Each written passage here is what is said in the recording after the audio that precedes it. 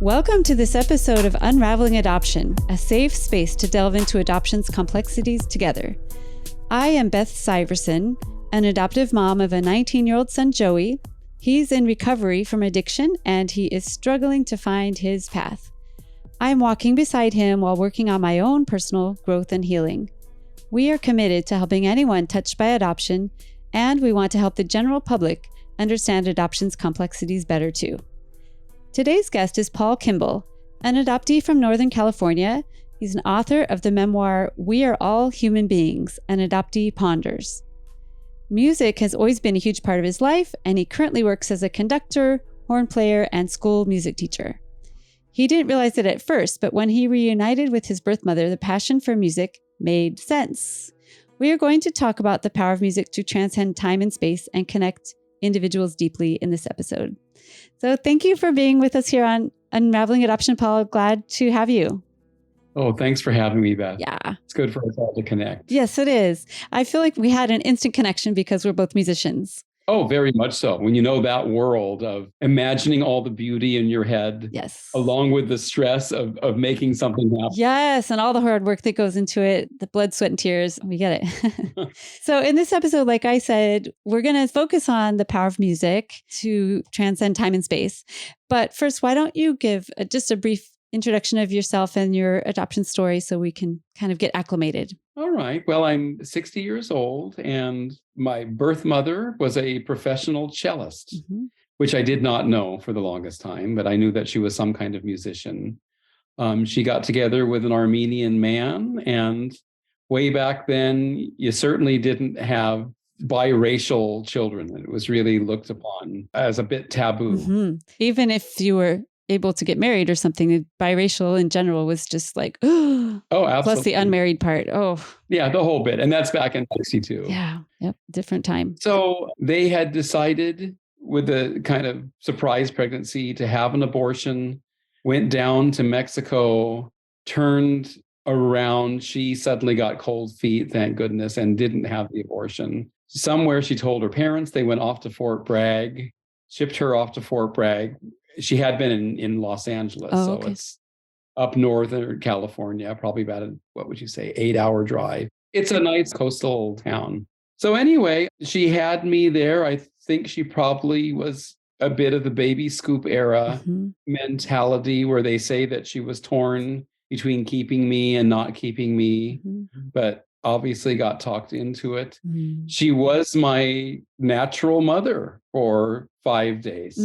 And then off I went to foster care in Oakland, which is in the Bay Area. And I was as a baby in foster care for a bit over 4 months. Meanwhile, this funky Berkeley family that already had 3 kids, my adopted mom didn't want to be pregnant again, but they wanted a 4th child. My older brother said, make it a boy. And I ended up with them. They put in their order. They put in their order. I know. And it's hard to say, but in a way, yeah. When my mother first saw me, my adopted mother, she said I was crying. Oh. You know, and I could see that. Sure, but anyway, we got along. Nice. I will say that. We definitely got along. And I always, growing up, had feelings of wondering who I was, wondering who these people were.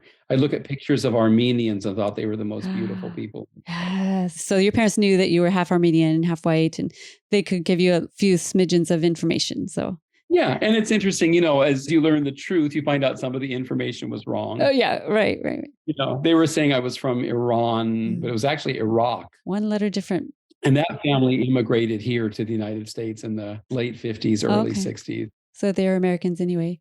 But Armenians have a very distinct look. And it is beautiful. It's very striking. All the Armenian people I know anyway. So I can imagine you're this Berkeley kid. And whenever you see an Armenian person, you're just like, drawn like a magnet to them, I bet. Pretty much. Yeah. And we talk about music. I remember one time, I think I was in college, but there was the Armenian National Children's Choir in Oakland. So call it an hour 20 drive from where I am. So I went and to suddenly be in this church with all of these Armenians as an audience and this choir comes on and they were just fantastic.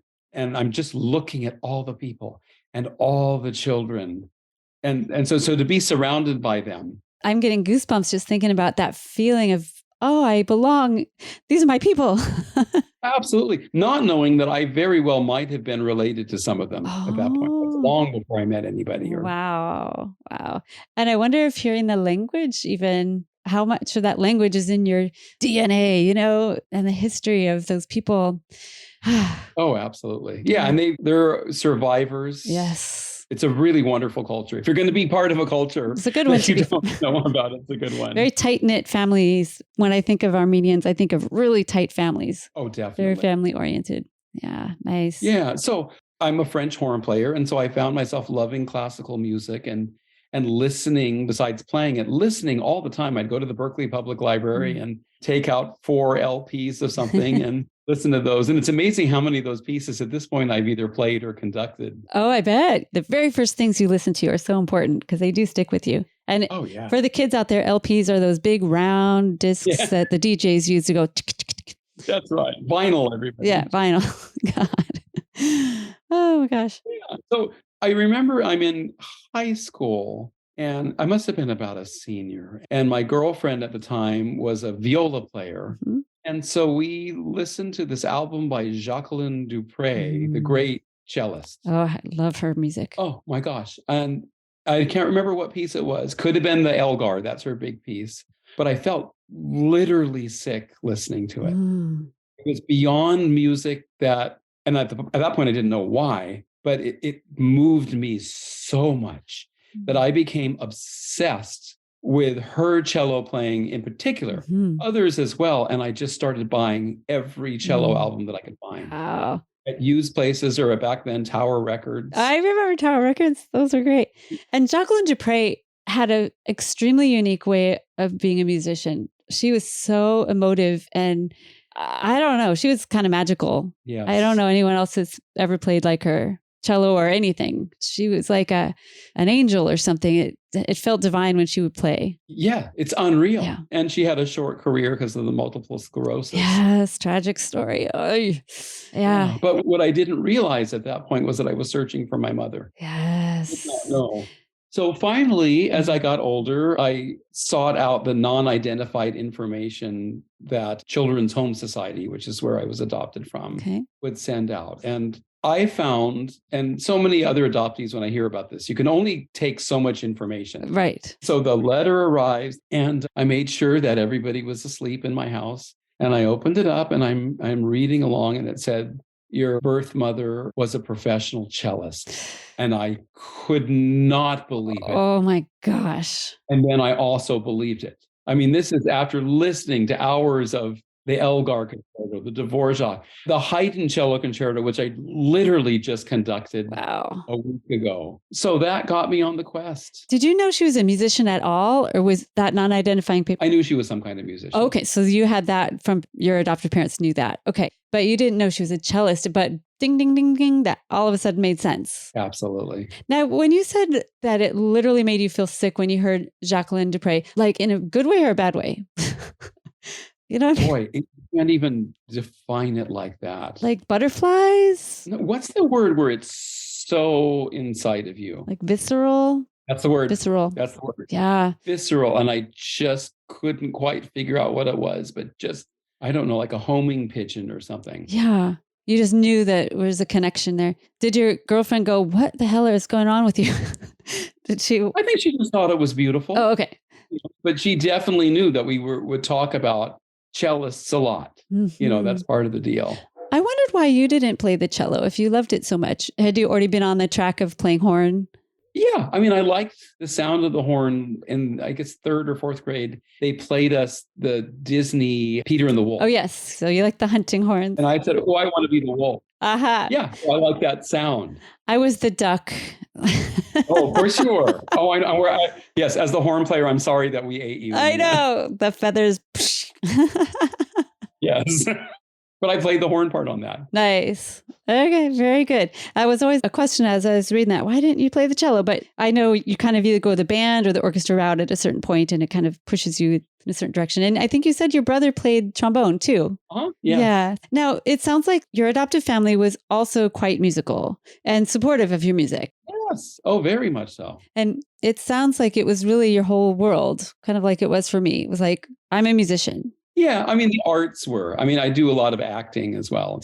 Oh, right. But artsy. Artsy, yeah. Yeah. Stay in the arts room. And yeah, that's really, really good. I wonder what your life would have been like if you would have landed in like a family that was into, wrestling or gymnastics or something. Who knows, a fishing or Sure. It could have turned out much differently if you had no connection to music at all. I think it still would have happened. Never really thought about that. I think it would have happened. You would have still been a musician? Sure. Yeah. You might have been the odd man out in your family, though. At least you had, your cohorts in your family were also in the music world. I think that was really nice. Yeah. Yeah, kind of. I mean, one of my sisters played a little bit of beginning clarinet, I think, but she's a horse person. Okay. My other sister did a lot of acting when she was younger. Nice. And I played trombone in high school. But yeah, I'm definitely the one that took it way, way farther. Yeah. Okay.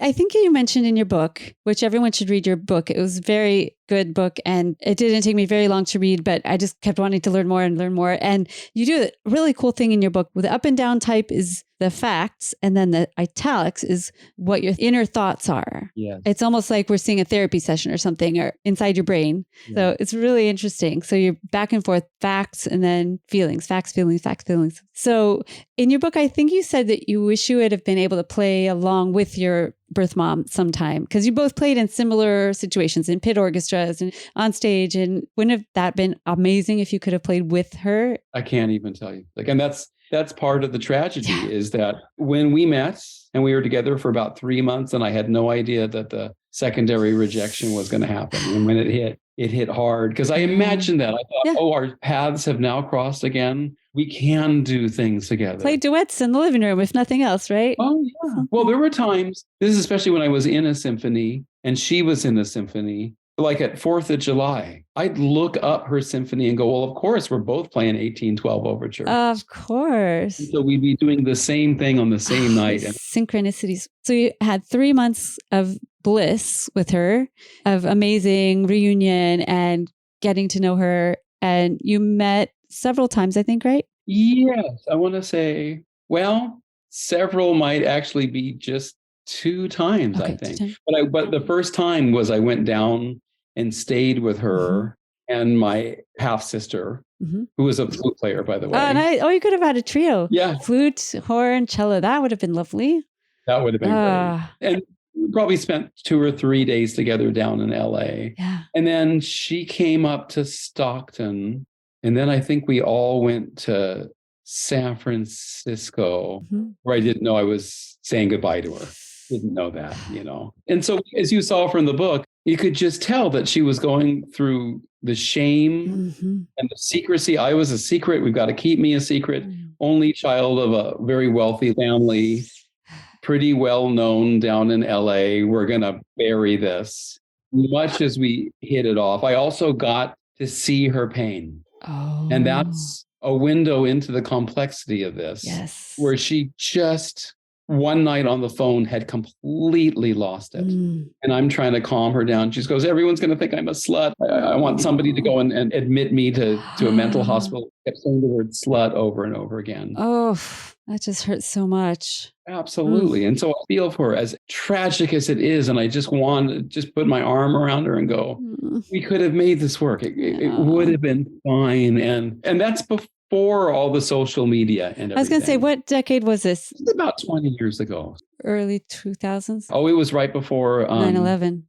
Okay, so we didn't have Facebook. It would have been much harder than nowadays to get word around about anything. But I suppose people do talk. But so she was extremely worried about her reputation and maybe even her career. I don't know, but at least her reputation. Definitely her reputation. I mean, where she really was odd on the phone was I called her on her birthday and I knew she was over at the orchestra festival, which is an all summer orchestra festival where she played.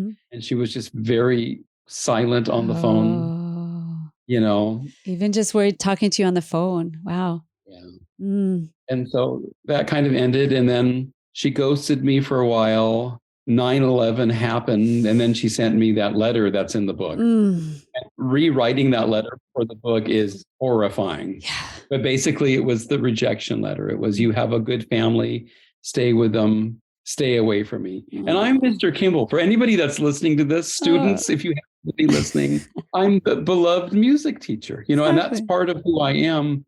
So to have your own birth mother shoo you away, and that must have just been horrible. It was. But to cut to the end of that narrative, I found out that she passed away maybe a couple of years after she died, oddly, because I had sent a message just to a fellow cellist of hers in the orchestra. He didn't see the message for a couple of years and went, I'm sure you know at this point that she passed. Oh, and you hadn't known. Nope. Wow. And all the feelings came back. And then I tracked down where she was buried. So I'm giving away the book, but who cares? This is not about the book. This is about connecting out there in the large range of adoptee land. Yeah.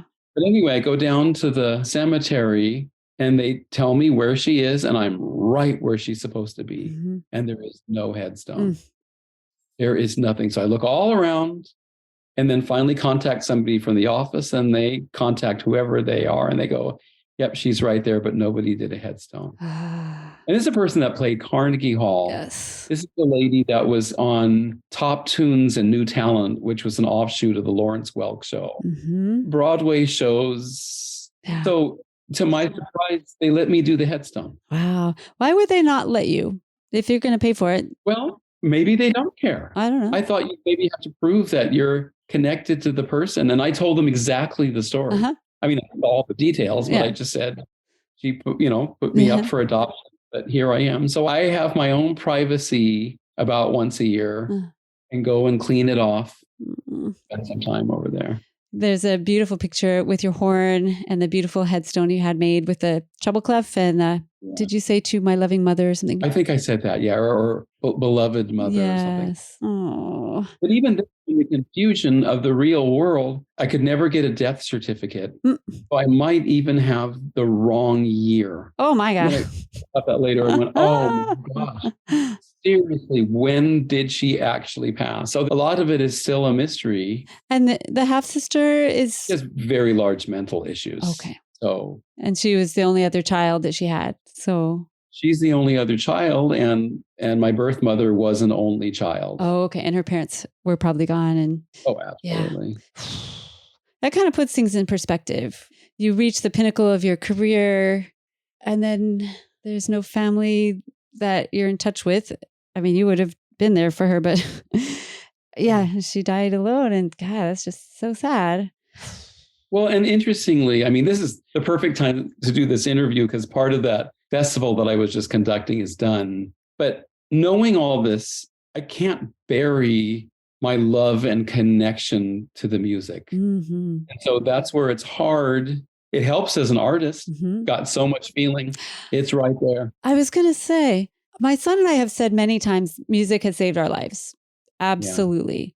And like metaphorically, but like literally, it has saved our lives. His music is quite a bit different than mine, but the power of music to express the inexpressible. Yes. Because your story is just so tragic and sad and bittersweet in points. And maybe poetry can address it with words, but regular old words just don't do it. But music, instrumental music for sure. Just, whatever it does for you. And I know that's a lot of our topic here. I mean, it was fun. I was just listening to some Ray Charles coming over home. And I thought, I love his music too. But I was thinking, for some people, this is their song that has gotten them through it. Yep. Somebody else has that. Mine is that Elgar cello concerto. Yes. And I've listened to it hundreds of times.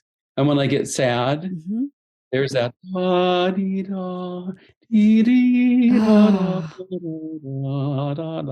which is such a beautiful and hauntingly sad melody that opens up. And I did not know when I was listening to that a lot, especially in high school and college, that I was remembering her.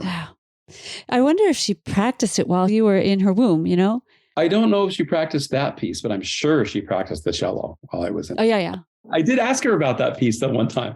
She said studied it, but didn't perform it. Oh, okay. I think every cellist studies it. Yeah, she won competitions on the Dvorak. She lived with Nadia Boulanger. I just read that. That's like amazing. Like, oh my God. Who the hell lives with Nadia Boulanger? She was an amazing composer and composition teacher, very highly influential French teacher. Wow. Yeah. She was at the top of her game. That was amazing. But the fact that she obviously had played the cello while you were in the womb, and the cello particularly, you hold the thing between your legs and it's like hugging a person or something. It's like the size of a person in front of you. And it vibrates your whole body when you play it. Yeah. And to think of her protruding belly and the cello and the vibrations going into your system, I just think that there was no way that cello was not going to come out of you. You know, it's in there solidly. Yeah. Do you feel like it's a gift, or does it make you sad every time you think about it now, especially after the second rejection? It's all of the above. Yeah. All of the above. I mean, sometimes I feel like I'm cursed and wish that I had a completely other interest so that I didn't have to drum up these feelings. Yeah. And yet they are there. And that's who I am. It's not going to go away. Yeah. And I do love music. Mm-hmm. But yeah, sometimes when it's going on, or definitely after, you just go.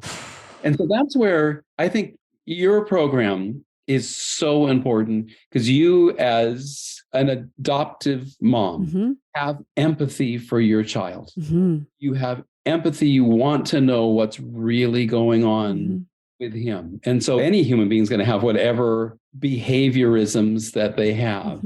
And to try to understand that we are initially hurt people. Yes. We had everything and it was taken away. Yes. We had no control. Yeah. And I know that somebody like you would only adopt if you knew there's not another option for that kid. Right. And in so many sad cases, there is another option, which is help the mom.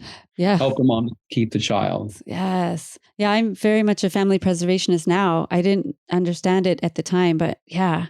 Sure. Yeah. You know, that is understandable. But as many adoptive parents that reach out like you are and listen and try to understand, because it is odd, because we only know adoption, adoptees. Yeah.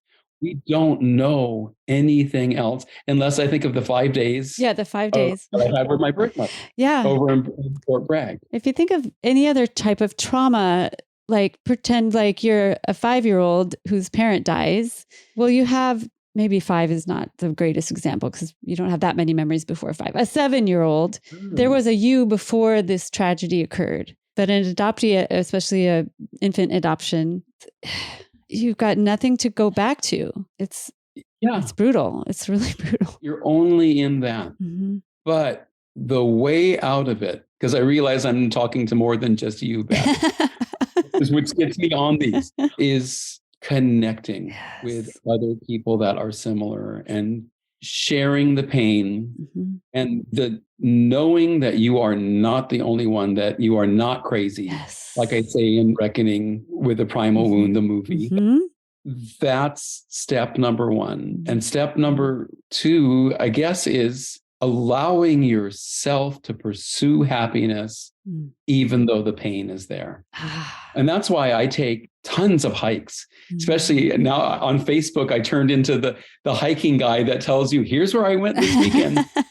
And so I will go to some of those very upset because it's my thinking time. And 5 hours later, you've done a lot of thinking and seen a lot of beauty. Done a lot of healthy exercise, as opposed to just sitting at home wallowing. So the feelings are there. The feelings didn't go away, but you're addressing them because you're who you got.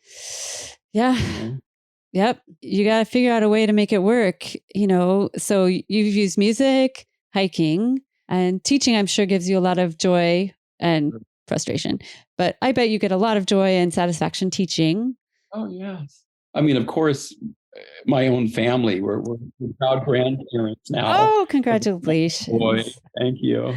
So yeah, spending time with family and having our first child born when I guess I would have been 29, I think, when that's the first person I ever saw that I was related to biologically. That must have just blown your socks off. It blows your socks off. And then they became musicians too.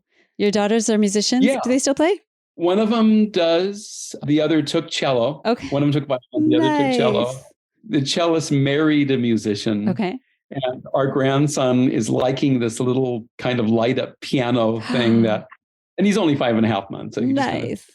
And it makes sounds. That's so great to have music with your little grandchild. That's so great. Yeah. Well, music is definitely a huge part of our lives. And my son, he writes rap music and hip hop and sometimes love songs and sometimes really heavy metal, but he gets his angst out with his music. And sometimes his mother has to take a deep breath after hearing some of the words that come out of his mouth. But it's really hard, very hard, aggressive music. But he's like, Mom, would you rather I do it this way or like do the stuff I'm singing about? I'm like, oh, please do it in music. Fine. Whatever you got to do, let it out. Yeah. My love, however you got to do it, just let it out. So thank God for music. And I'm so glad I got to know you, and I'm going to follow your story. I'm following you on Facebook, and I wish you all the best as you continue to process all the many losses you've had in your life, twice losing your mother, your birth mother. And I really feel for you, and I have so much empathy and compassion for your story, for you as a human being. And I appreciate you sharing your story with our listeners. See, that's empathy, my friend. And you as well with your son. Yeah. And your life and your partner. And yeah, it's not an easy life. For sure, adoptees had no choice in the matter, but adoptive parenting is pretty damn tough. Watching this child that we care so deeply for and knowing that there's very little we can do. We do what we can, but it's going to have to be from inside of himself, mostly an inside job. So, but we're just walking beside him and doing what we can. So, and I think the best thing adoptive parents can do, besides going into therapy themselves, is to listen to adult adoptees. So thank you for sharing your story. The more we can listen to adult adoptees talking about what it's like for them, how as a 60-year-old man with a full-fledged career and everything, that this pain is still just always going to be there. Yes. And for us to all understand that is really, really important. Is there anything else you'd like to say that I didn't ask you about? I'm just, again, appreciative that you are doing this. I wrote my book only because I finally had cracked up and went to a very good therapist who said, it got a really interesting story that a lot of adoptees could get something out of. Yes, definitely. Have you ever thought about writing a book? I went, no.